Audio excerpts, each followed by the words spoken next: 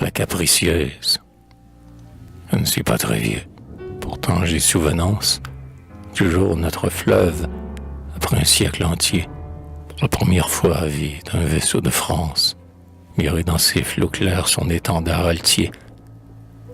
Ce jour-là, de nos bords, bonheur trop éphémère, montait un cri de joie immense et triomphant. C'était l'enfant perdu qui retrouvait sa mère. C'était la mère en pleurs embrassant son enfant.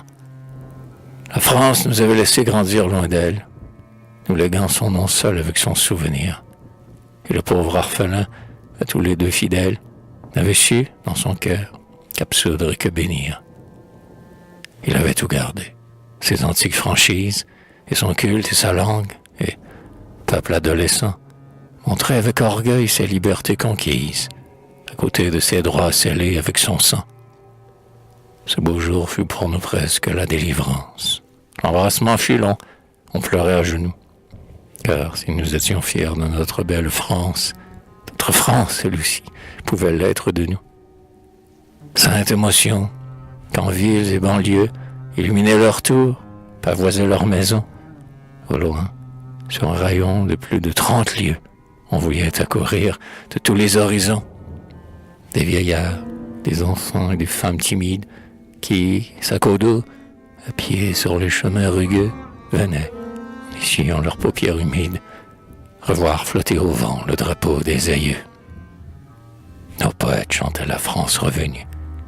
Et le père, à l'enfant qui étonnait tout cela, disait « Ce pavillon qui brille dans la nuit, incline-toi, mon fils, c'est à nous celui-là. » Et lorsque la frégate avec la forteresse échangeait des saluts de leur tonnante voix, tous ces cœurs délirants tressaillaient d'allégresse, en croyant retrouver les échos d'autrefois.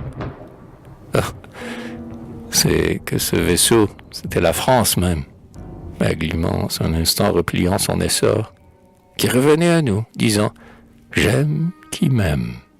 Vous êtes mes enfants, et je vous aime encore. » Elle nous l'a prouvé, ni la capricieuse, ni ces nobles marins n'ont revu nos clochers. Mais la France, depuis, fut pour nous soucieuse, et son cœur et sa main nous ont toujours cherchés.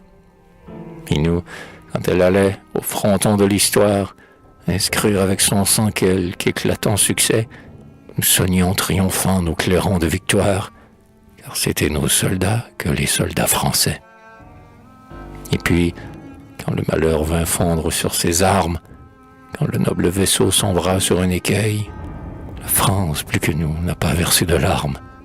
La France, mieux que nous, n'a point porté le deuil. Salut donc à vous tous, aux Français, nos frères. Nous vous serrons la main avec un doux émoi.